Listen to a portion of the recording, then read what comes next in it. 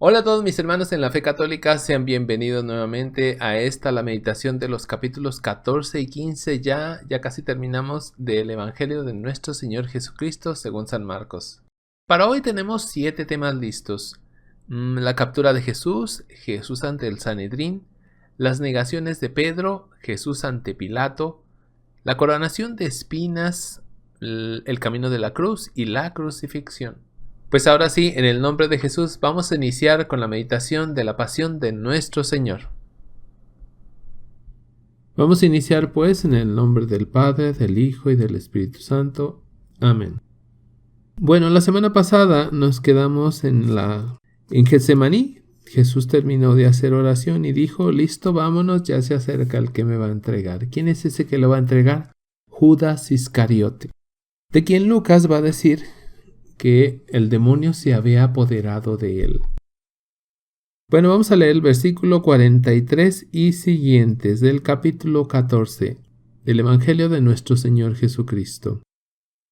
Todavía estaba hablando cuando de pronto se presenta Judas, uno de los 12, acompañado de un grupo con espadas y palos de parte de los sumos sacerdotes, de los escribas y de los ancianos.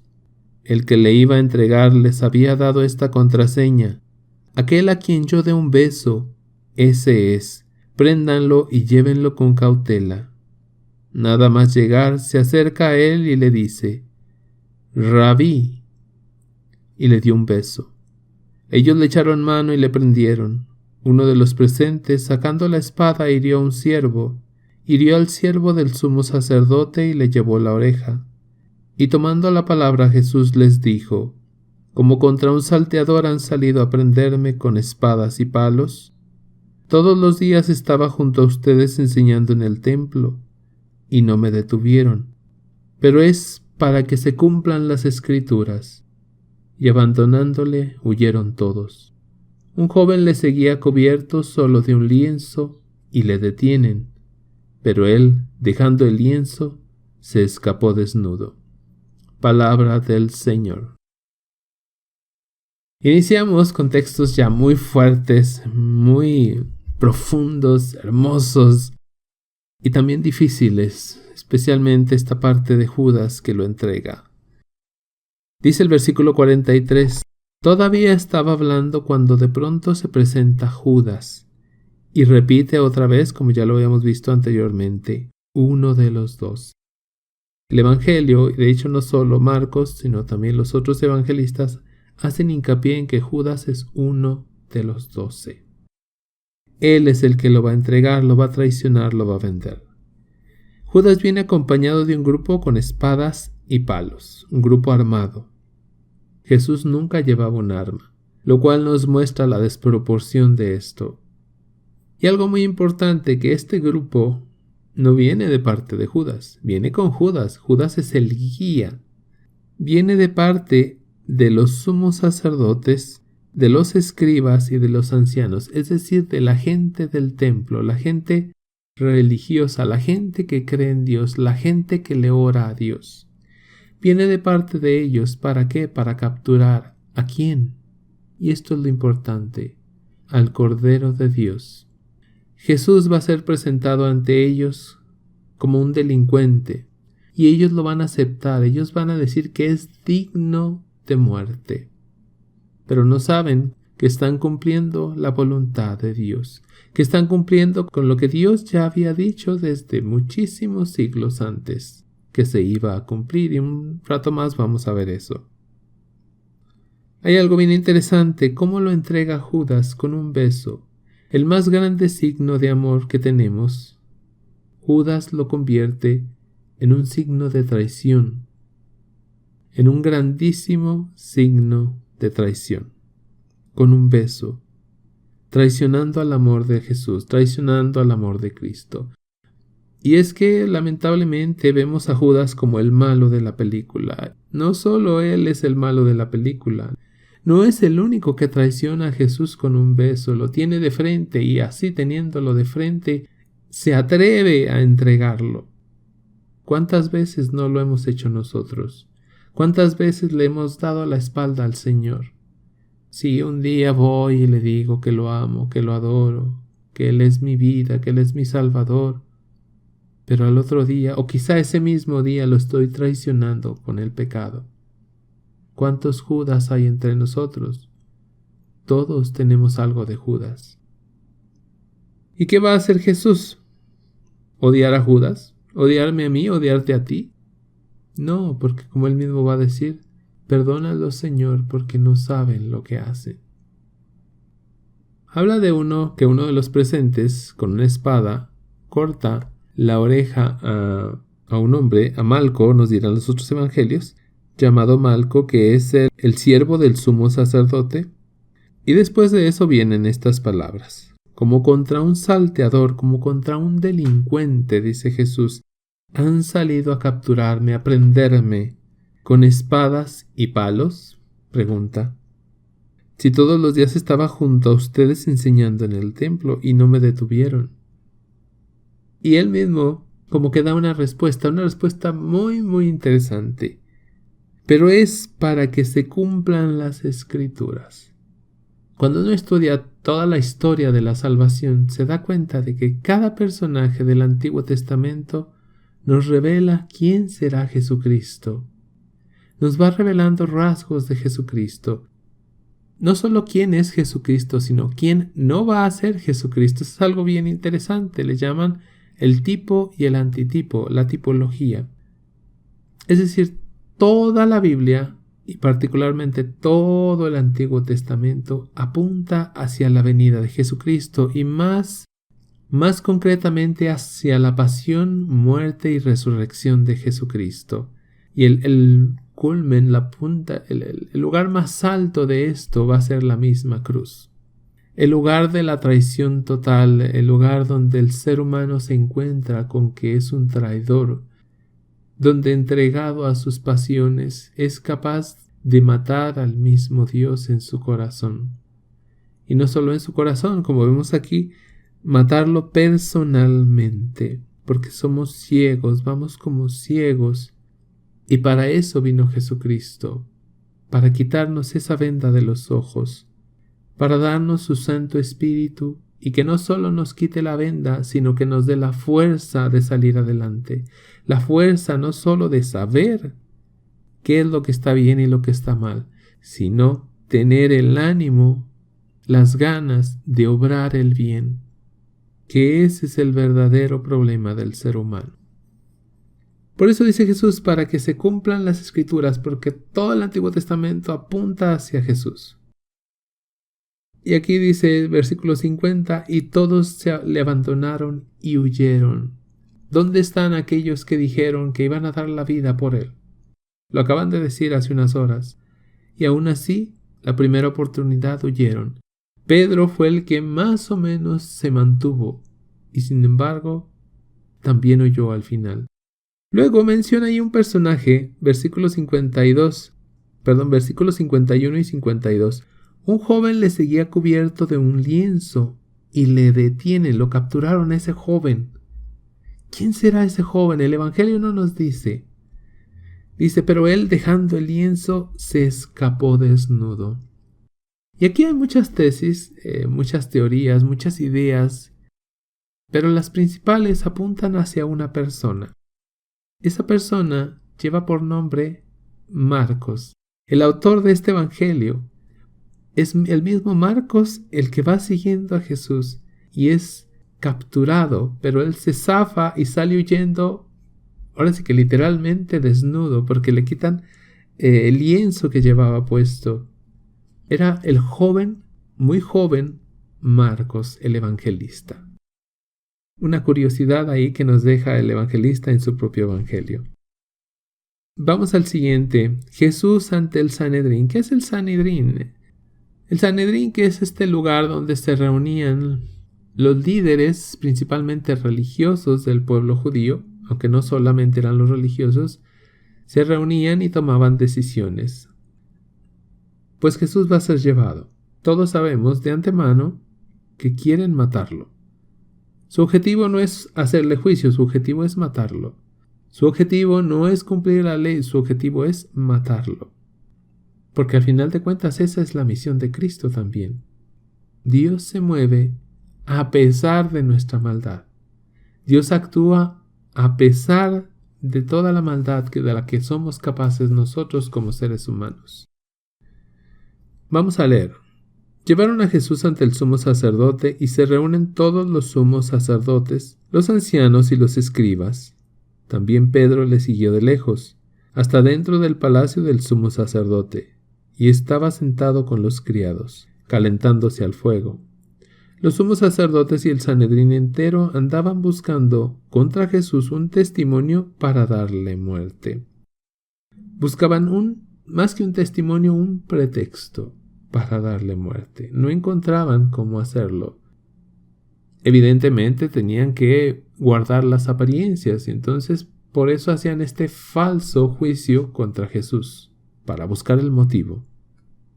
Pero no lo encontraban, dice aquí, versículo 56, pues muchos daban falso testimonio contra él, pero los testimonios no coincidían.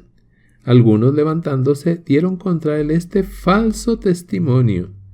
Nosotros le oímos decir, yo destruiré este santuario, hecho por hombres, y en 3 días edificaré otro, no hecho por hombres. Y tampoco en este caso coincidía su testimonio.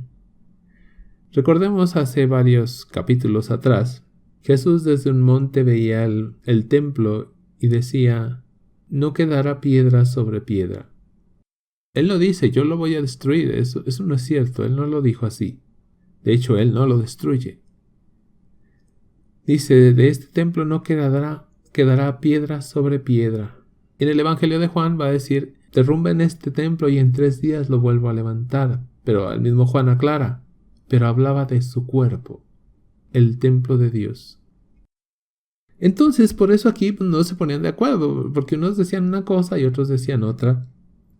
Versículo 60. Entonces se levantó el sumo sacerdote. Y aquí viene algo súper importante. El sumo sacerdote, se habla de varios sumos sacerdotes, lo cual ya dijimos, creo, no es correcto, porque solo debía de haber un sumo sacerdote. Bueno, vamos aquí al sumo sacerdote, o el primero de los sumos sacerdotes, vamos a decirlo así, el más importante.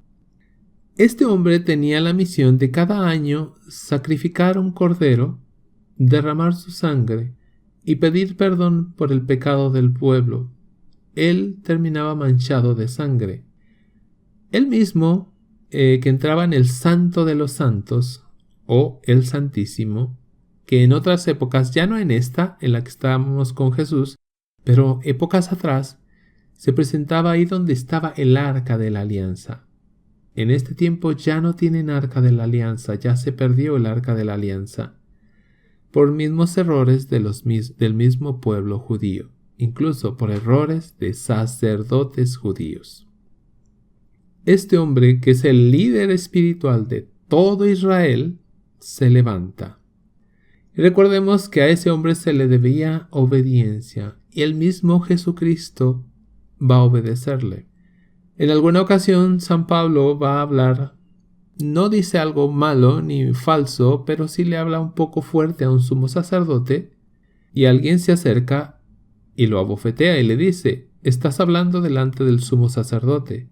Y San Pablo se disculpa, porque dice, yo no sabía que era el sumo sacerdote. Este hombre tiene poder. Este hombre es el líder de todo el pueblo de Israel en este momento. Y este era el hombre que también, cuando pedía perdón por el pecado del pueblo, gritaba el santo nombre de Dios. Recordemos el santo nombre de Dios que se le dice a Moisés. Yo soy el que soy, o yo soy. Bueno, vamos a leerlo ahora sí. Ya que hicimos ese paréntesis de quién es este hombre, sumo sacerdote, vamos a leer. Entonces se levantó el sumo sacerdote y poniéndose en medio, preguntó a Jesús, ¿no respondes nada? ¿Qué es lo que estos atestiguan contra ti? Pero él seguía callado y no respondía nada. El sumo sacerdote le preguntó de nuevo, ¿eres tú el Cristo, el Hijo del Bendito? Jesús contesta, sí, yo soy, y verán al Hijo del Hombre sentado a la diestra del poder, y venir entre las nubes del cielo. El sumo sacerdote se rasga la túnica y dice: ¿qué necesidad tenemos ya de testigos? Han oído la blasfemia. ¿Qué les parece? Todos juzgaron que era reo de muerte. Palabra del Señor. Jesús, que había permanecido callado, aquí habla porque el sumo sacerdote se lo pide. Tiene que hablar, tiene que contestar. ¿Qué le pregunta a este hombre? ¿Eres tú el Cristo? Es decir, el que esperamos, el que hemos esperado por cientos de años, el que nos va a enviar Dios. ¿Eres el Hijo del bendito, el Hijo de Dios? Y Jesús le va a contestar: sí, yo soy. Muy probablemente Jesús le responde con el santo nombre divino. Yo soy el que soy. Cuando se suponía que el único que conoce ese nombre es el sumo sacerdote. El único que podía mencionar ese nombre es el sumo sacerdote. ¿Cómo se atreve este carpintero que está frente a mí a decir que es el Mesías y a darme el santo nombre de Dios? Si Dios le ayudó, quizá hasta entendió, él creyó que entendió mal, pero entendió que estaba allí delante de Dios mismo. Probablemente no, eso no lo podemos saber, lamentablemente, pero imaginemos que este hombre cada año gritaba el santo nombre de Dios, que este hombre toda su vida se la pasaba orando, rezando a Dios, pidiendo a Dios perdón por el pueblo, por él mismo, y un día se le impone Dios delante de él, atado y maltratado, un simple carpintero, y le dice: yo soy. ¿Cuál sería la reacción de este hombre? Pues la vimos, que esta es una reacción de protesta, es una reacción exagerada, extrema, donde se rasgaban las vestiduras estos hombres cuando escuchaban una ofensa, o como dice aquí, una blasfemia en contra de Dios. Pero fijémonos muy bien en la respuesta de Jesús. Sí, yo soy. Y verán al Hijo del Hombre.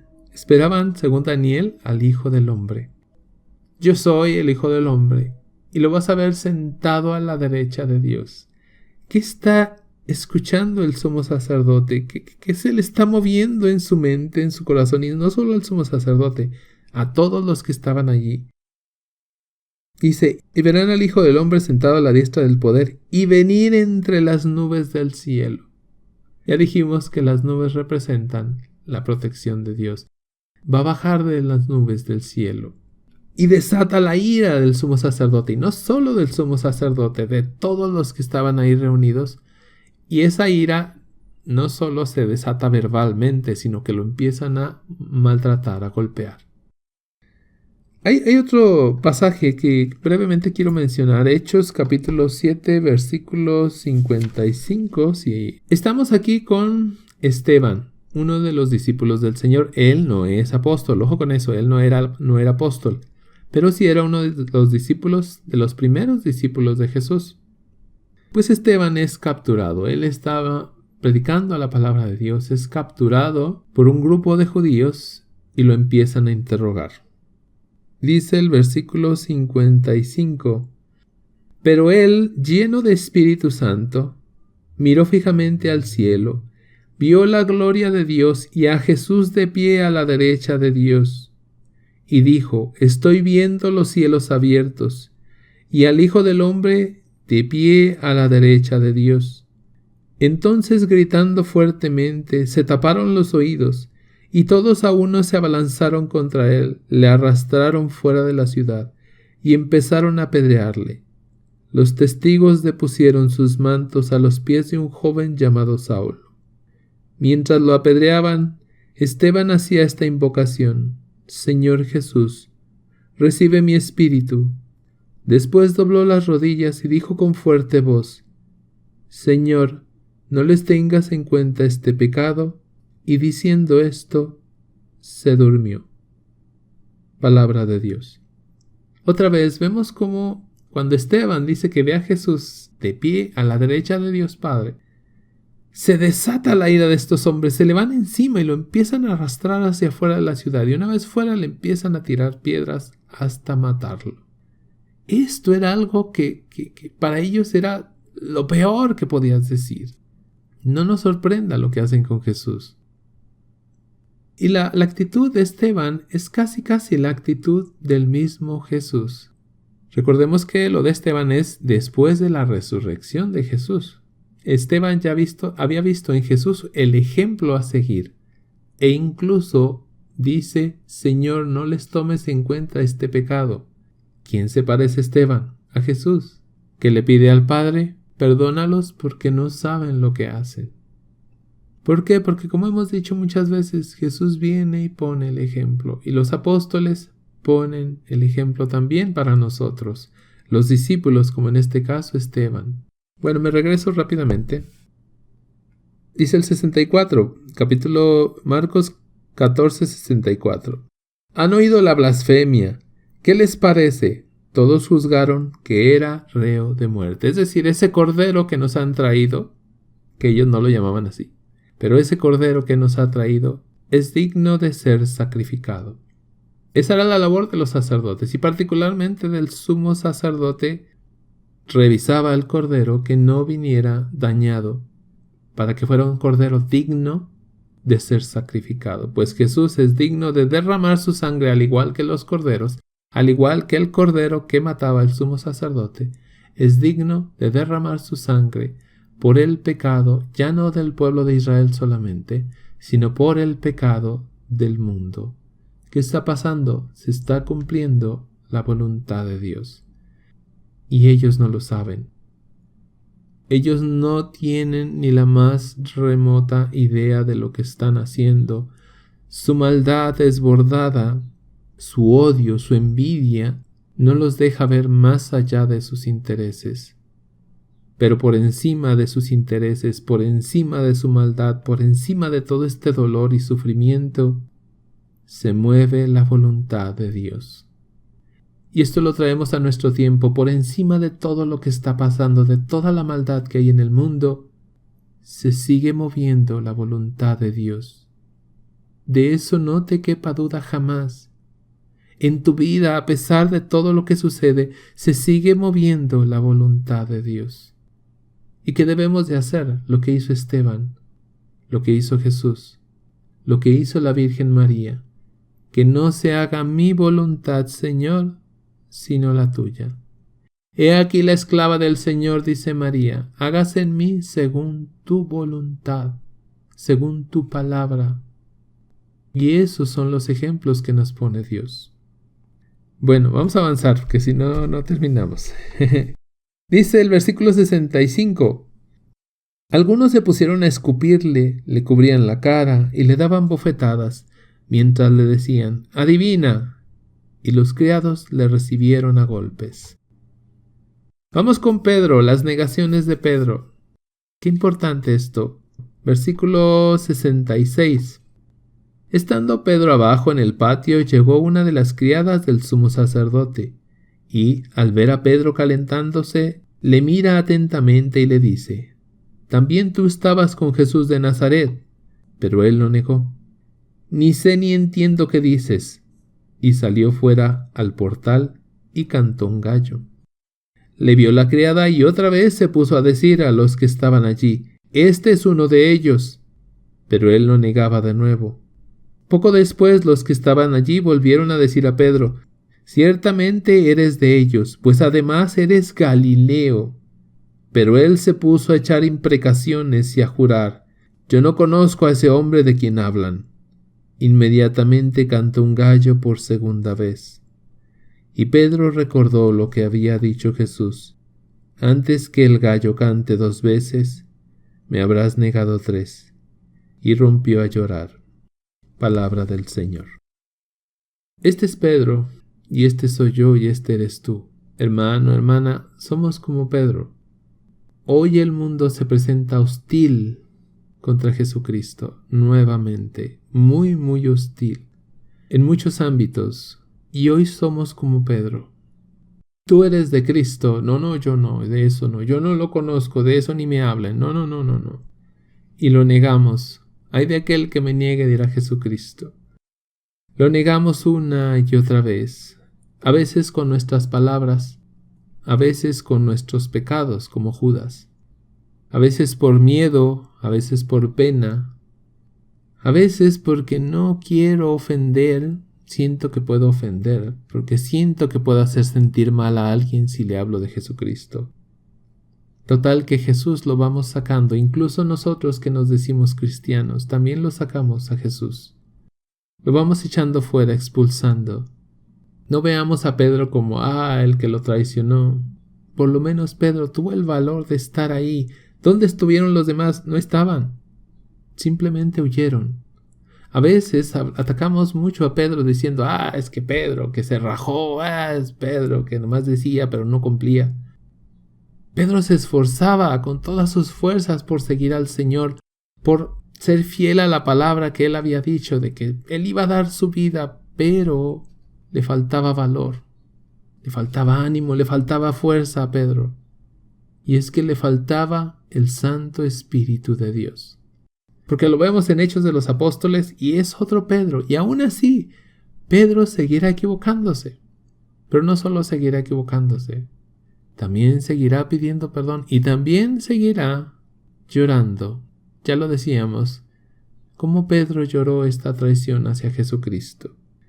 ¿Cuántas veces no habré dicho yo no conozco a ese hombre? O a lo mejor no lo he dicho verbalmente, pero sí con mis obras, con mis actos. Pero luego de la traición viene el arrepentimiento y por eso Pedro rompe a llorar. Pero no me estoy mucho ya con Pedro. El punto aquí es que Dios lo va a levantar. Lo va a levantar porque Pedro se arrepiente, llora su pecado, llora su falta, llora su traición.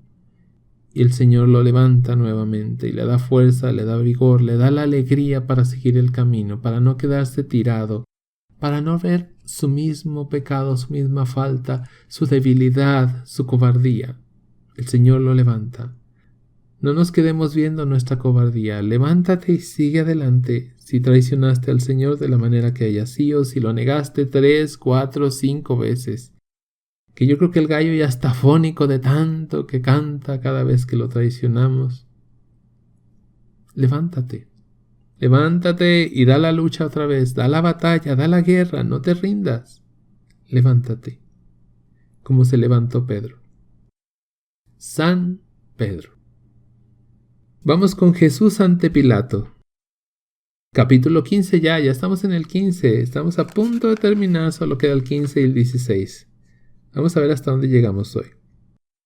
Pronto al amanecer prepararon una reunión los sumos sacerdotes con los ancianos, los escribas y todo el Sanedrín. Y después de haber atado a Jesús, le llevaron y le entregaron a Pilato. Pilato le preguntaba, ¿eres tú el rey de los judíos? Él le respondió, sí, tú lo dices. Los sumos sacerdotes le acusaban de muchas cosas. Pilato volvió a preguntarle, ¿no contestas nada? Mira cuántas cosas te acusan. Pero Jesús no respondió ya nada, de suerte que Pilato estaba sorprendido. Palabra del Señor. Luego de esta reunión, en el Sanedrín, Jesús es encadenado, atado. Y es curioso porque Jesús, que como dice San Pablo, se volvió pecado por nosotros, cargó con el pecado del mundo, es encadenado. Una de las peculiaridades que tiene el pecado en el ser humano es que nos encadena, nos vuelve esclavos, nos esclaviza y al final nos mata. Jesús, que no cometió pecado, se deja encadenar, carga con el pecado para que nosotros seamos liberados.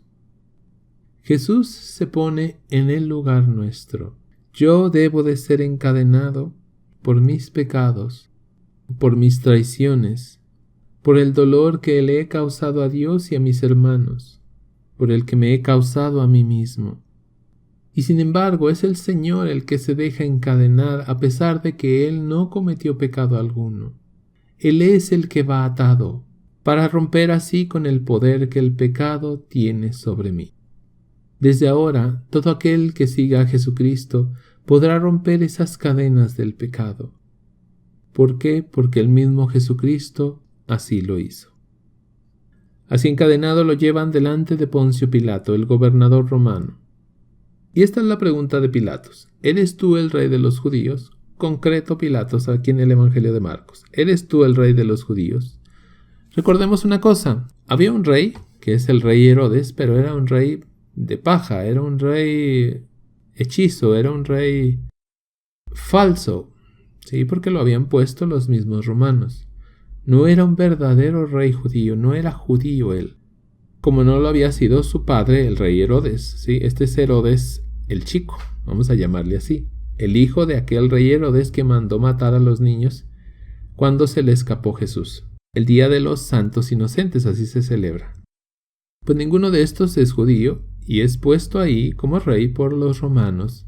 Y es un rey de papel, un vil títere que de nada sirve, pero está puesto como rey de los judíos. Por eso Pilatos, que es el gobernador romano, es el representante de Roma, lo que le pregunta a Jesús, ¿eres el rey de los judíos? Sí, le dice Jesús. Tú lo dices. Jesús no lo niega. Pero el mismo Pilato se dio cuenta que en realidad los sumos sacerdotes lo estaban entregando por envidia. Este hombre no era tonto. Pilatos no era tonto. Los romanos no eran tontos, ¿no? Si gobernaban tantas tierras en aquel entonces es porque eran muy listos y de política sabían bastante. Entonces este hombre entendía que Jesús en realidad había pisado los intereses no de Roma, sino de los sumos sacerdotes, y por eso lo estaban entregando para que lo mataran. Pero algo que llamaba mucho la atención de Pilatos es que Jesús se queda callado. Jesús va callado. Recordemos cómo en Getsemaní él está rezando, orando al Padre durante 3 horas. Repetía y repetía, y sufría y sudaba sangre, y sentía aquella tristeza de muerte, aquella carga, aquel peso encima de él. Y sin embargo, después de eso, él va como un corderito, en paz, tranquilo, como un corderito que lo llevan al matadero. No sabe que lo van a matar. Jesús sí lo sabe, pero aún así va tranquilo, porque él está entregado a la voluntad de Dios. Por eso va en paz. Va sufriendo todo lo que le va pasando, sin embargo, lleva la certeza de que él está dentro de la voluntad de Dios. Y esto impresiona muchísimo a Pilatos, la tranquilidad de este hombre, el que se quedara callado, incluso ante las falsas acusaciones de los sumos sacerdotes. Dice el versículo 6. Cada fiesta les concedía la libertad de un preso, el que pidieran. Había uno llamado Barrabás que estaba encarcelado con aquellos sediciosos que en el motín habían cometido un asesinato. Subió la gente y se puso a pedir lo que les solía conceder. Pilatos les contestó, ¿quieren que les suelte al rey de los judíos? Fíjense en esto, pues se daba cuenta de que los sumos sacerdotes lo habían entregado por envidia. No lo entregan porque ese hombre sea malo. No lo entregan porque ese hombre diga que es el rey de los judíos. Lo entregan por envidia. Lo entregan porque lo quieren matar. Su misión es matarlo porque les está estorbando, porque el pueblo llegó a creer más en él que en ellos. Versículo 11. Pero los sumos sacerdotes incitaron a la gente a que dijera que le soltara más bien a Barrabás. Pero Pilato les decía otra vez, ¿y qué voy a hacer con el que llaman el rey de los judíos? La gente volvió a gritar, crucifícale. Pilato les decía, ¿pero qué mal ha hecho? Otra vez Pilato se da cuenta de que este hombre es inocente. Pilatos, que es el hombre cruel, el malvado, el pecador, el que no es como nosotros, ¿sí? Judío, puro, entregado a Dios, pues ese hombre se da cuenta de que Jesús es inocente y los buenos, entre comillas, ven a Jesús como el malo. Quieren matarlo. Hay odio en su corazón, hay envidia en su corazón. Eso lo esperaríamos de Pilato, pero no es Pilato el que está demostrando eso, sino los sumos sacerdotes, que incitaban al pueblo a pedir la crucifixión de Jesús. Pero también ahí se está moviendo la voluntad de Dios. Nada se escapa a la voluntad de Dios. Sigo leyendo. Pilato les decía, ¿pero qué mal ha hecho? Pero ellos gritaban con más fuerza: «¡Crucifícale!». Pilatos pidió una justificación. ¿Qué mal ha hecho? ¿Cuál es la respuesta? Ninguna, no hay respuesta. La verdadera respuesta es: queremos matarlo. Hay que matarlo. Pilatos entonces, queriendo complacer a la gente, qué triste esto, queriendo complacer a la gente, le soltó a Barrabás y entregó a Jesús después de azotarle para que fuera crucificado. Palabra del Señor. Pilatos entonces, queriendo complacer a la gente. ¿Cuántas veces nos olvidamos de Jesús queriendo complacer a la gente? Qué triste esto. Entregamos al Señor para que sea crucificado, pisoteado, maltratado, por complacer a la gente. Qué fácil sería para mí predicar a un Cristo de la abundancia. Sí, el Señor ya sufrió. Tú no vas a sufrir nada porque Él ya lo sufrió todo, y pídele todo lo que quieras, todo el dinero, y Él te lo va a dar. Muy fácil sería, y a mucha gente le gusta escuchar esto. A la gente no le gusta, a la mayoría de la gente no le gusta escuchar que tiene que cargar con su cruz, que tiene que morir a sí mismo. No le gusta, no nos gusta, que tienes que cambiar, que tienes que entregar tu vida al Señor. No nos gusta escuchar eso.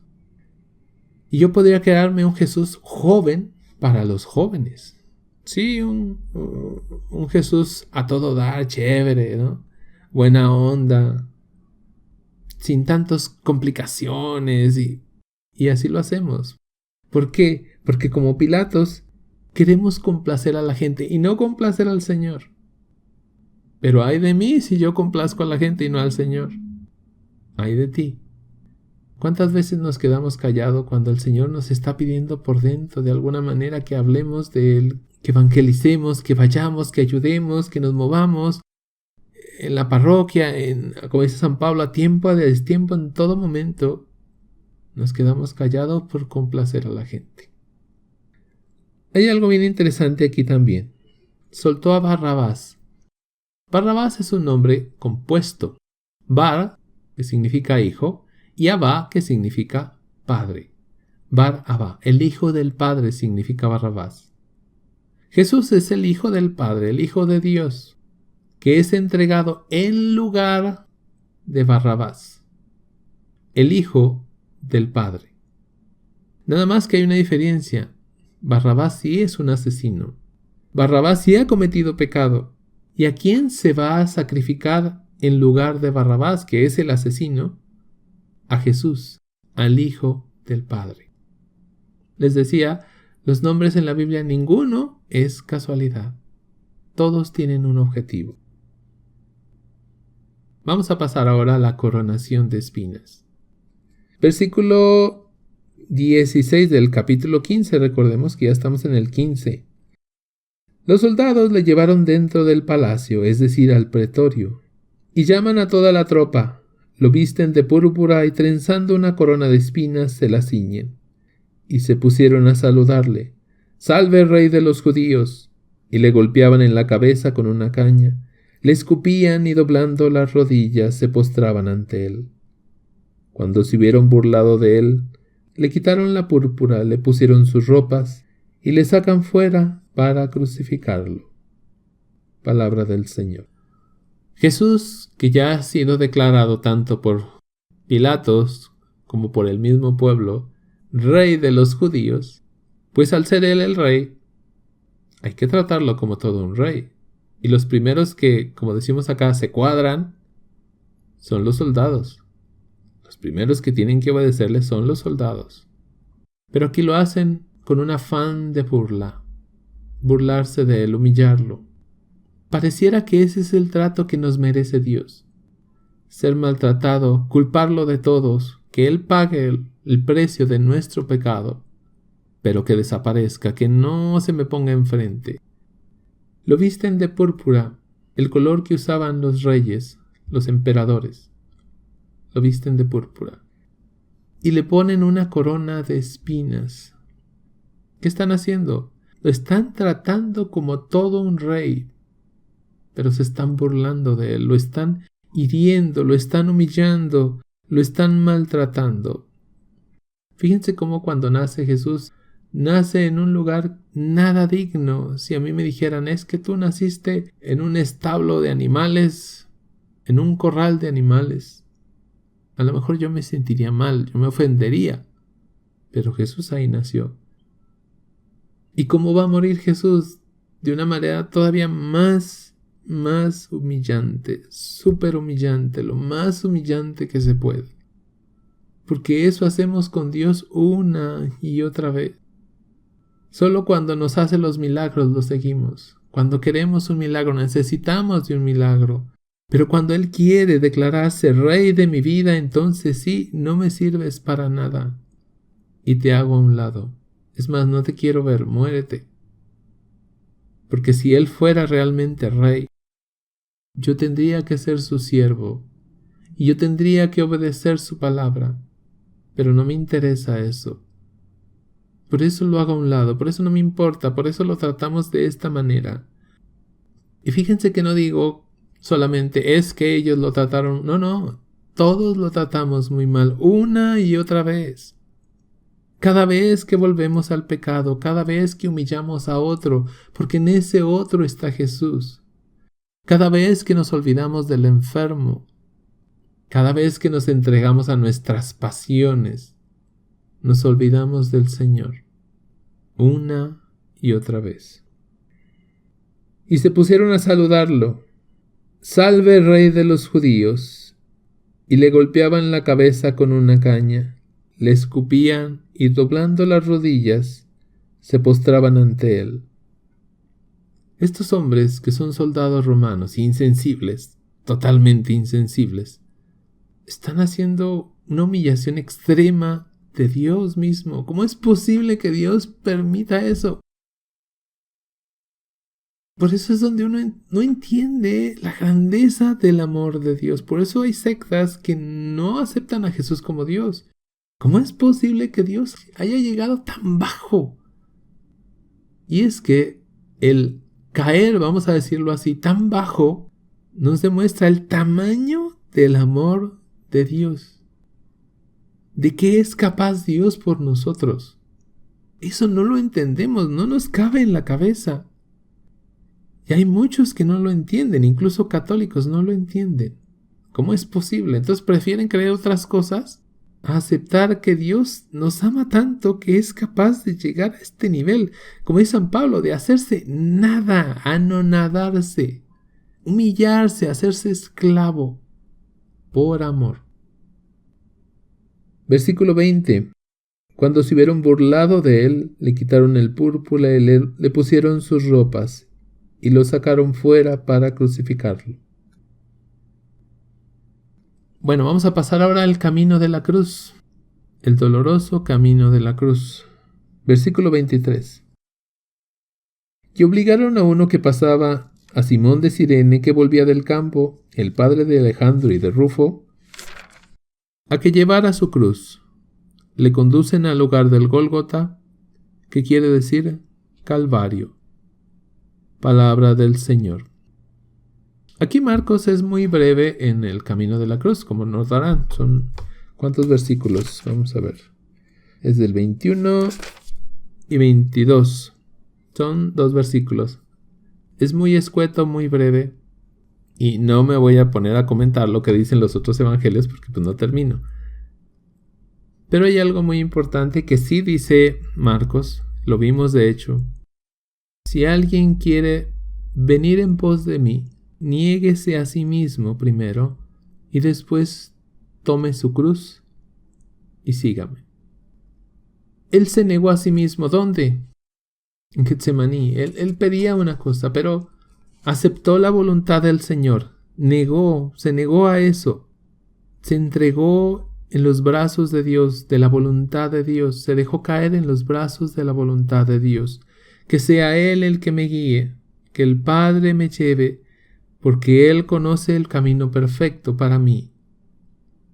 No solo para Jesús, para mí mismo.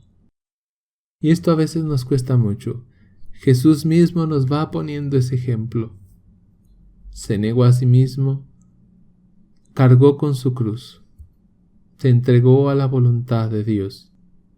A veces muchas cosas que nos suceden no las entendemos y no entendemos cómo es que Dios lo permitió. Y sin embargo, y esto me ha pasado a mí, con el tiempo entiendes que eso por lo que pasaste fue lo mejor. Caso concreto en mí, la muerte de mi madre. No sé si Dios pudo haber logrado lo que logró conmigo si mi madre no hubiera muerto, no lo sé.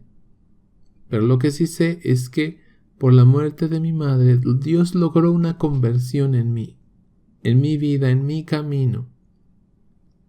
Es un trago amargo, muy duro, muy pesado. Es una cruz que a veces sentimos que nos aplasta. Pero Dios me conoce mejor que a mí mismo. Y Él conoce mi camino. Y Él sabe por dónde debe de llevarme, cómo debe de llevarme, cuánto puedo soportar. Dios lo sabe, yo no lo sé. Qué difícil es entregarse en los brazos misericordiosos de Dios, a pesar de que lo que ves es oscuridad, es tinieblas, es dolor. Como hoy mucho he dicho, hasta en esos momentos se está moviendo la voluntad de Dios. Ahí también reina Dios. Nos parece que Dios ahí no tiene nada que ver. Dios reina ahí. Es un misterio. Al menos para mí es un gran misterio eso. ¿Cómo es posible? No lo entiendo. No lo sé, la verdad. Pero así sucede. Quizá tú estés pasando por un problema, por una situación muy difícil. Vas llevando una cruz muy pesada. Entrega tu vida al Señor y deja que Él te guíe por el camino que te tiene que guiar. Porque si te entregas a Él, al final es Él quien reina. Es Él quien triunfa en ti y en tu vida. Vimos también cómo se menciona al Cireneo, Simón de Cirene, aquel que ayuda un poco a Jesús a cargar con su cruz. Y eso es algo que todos podemos hacer, ayudar a Jesús un poquito con su cruz. Hacer los brazos de Jesús por un momento y ayudar a mi hermano, porque mi hermano es Cristo. Ayudarle al menos un momento a cargar con esa cruz que lo va aplastando. No se trata de que yo le quite su cruz a mi hermano, porque esa en realidad no es mi cruz, pero sí ayudarle, apoyarlo, darle ánimo, darle fuerza, que salga adelante. Convertirnos en cireneos de Cristo, cireneos del cuerpo de Cristo.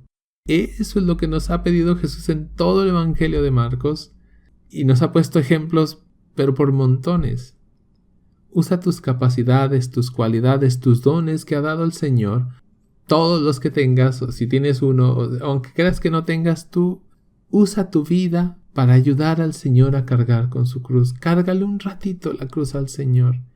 Que tu vida sea la vida de Cristo, que te conviertas en otro Cristo. Eso es lo que desea el Señor de nosotros, que seamos otros Cristos en la tierra, que se vea que el Evangelio es tan necesario hoy en día.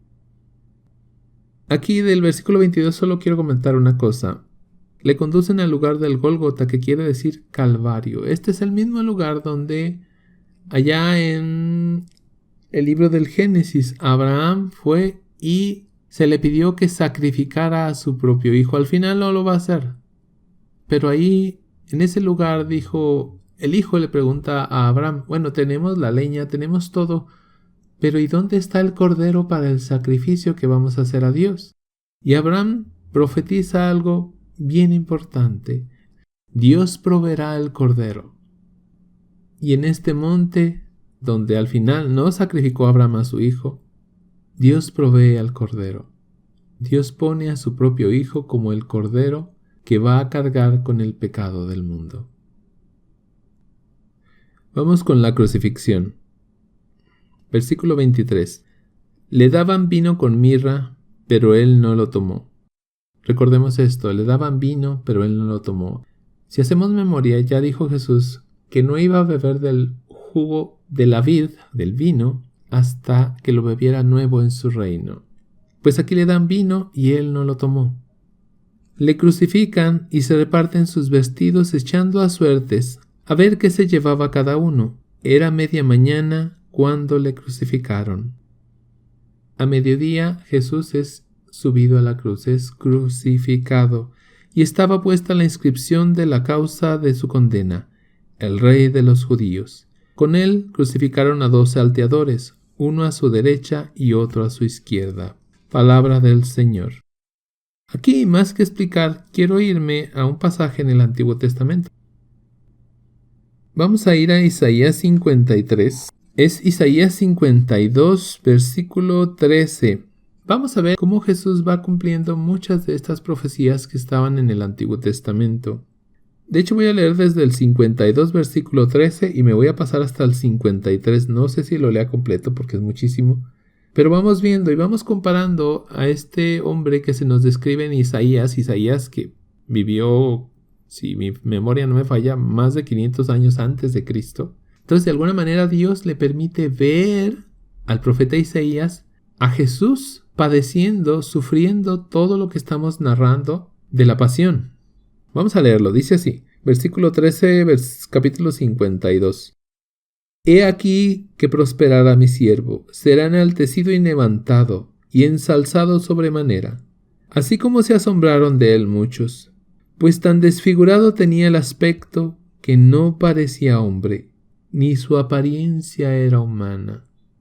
¿Cómo estaba Jesús físicamente? No lo sabemos. El padecimiento, los golpes, los moretones, la sangre, la inflamación, las heridas, la tierra, las moscas, no sé. No puedo ni siquiera imaginarme cómo estaba Jesús físicamente, pero dice aquí que ya no parecía hombre, ni su apariencia era humana. No sé qué vio Isaías. No sé en qué estado había quedado Jesús, no lo sé. Sigo leyendo. Otro tanto se admirarán muchas naciones. Ante él cerrarán la boca a los reyes, pues lo que nunca se les contó verán, y lo que nunca oyeron reconocerán. Capítulo 53. ¿Quién dio crédito a nuestra noticia? Y el brazo de Yahvé, ¿a quién se le reveló? Creció como un retoño delante de él, como raíz de tierra árida. No tenía apariencia ni presencia. Lo vimos y no tenía aspecto que pudiéramos estimar. Despreciado, marginado, hombre doliente y enfermizo, como de taparse el rostro para no verlo. Despreciable, un don nadie. Y con todo, fijémonos aquí muy bien, eran nuestras dolencias las que él llevaba, y nuestros dolores los que soportaba. Nosotros lo tuvimos por azotado, herido de Dios y humillado. Él ha sido herido por nuestras rebeldías, molido por nuestras culpas. Él soportó el castigo que nos trae la paz, y con sus llagas hemos sido curados. Todos nosotros como ovejas erramos, cada uno marchó por su camino, y Yahvé descargó sobre él la culpa de todos nosotros. Fue oprimido y él se humilló, y no abrió la boca, como cordero llevado al matadero, y como oveja que ante los que la trasquilan está muda, tampoco él abrió la boca. Tras el arresto y juicio fue arrebatado, y de sus contemporáneos, ¿quién se preocupa? Fue arrancado de la tierra de los vivos, por las rebeldías de su pueblo ha sido herido, y se puso su sepultura entre los malvados, y con los ricos su tumba, por más que no hizo atropello, ni hubo engaño en su boca. Mas quiso Yahvé quebrantarlo con dolencias. Si se da a sí mismo en expiación, verá descendencia, alargará sus días, y lo que plazca a Yahvé se cumplirá por su mano. Por las fatigas de su alma verá luz, se saciará. Por su conocimiento justificará a mi siervo a muchos, y las culpas de ellos él soportará. Palabra de Dios. Y sigue el texto, se le llaman a esto los cánticos del siervo de Yahvé. Creo que son 4 de ellos. Pero vemos cómo aquí lo que está pasando con Jesús es que él está pagando con su sangre divina las culpas del pueblo. Él está cargando con los dolores del pueblo, con los pecados del pueblo. Nosotros no podíamos pagar una ofensa tan grande como le hemos hecho a Dios, porque la ofensa es tan grande como el ofendido, y el ofendido es Dios. como nosotros simples criaturas y vamos a pagar una ofensa a Dios. Imposible. Por eso el mismo Hijo es el que se entrega en lugar de nosotros.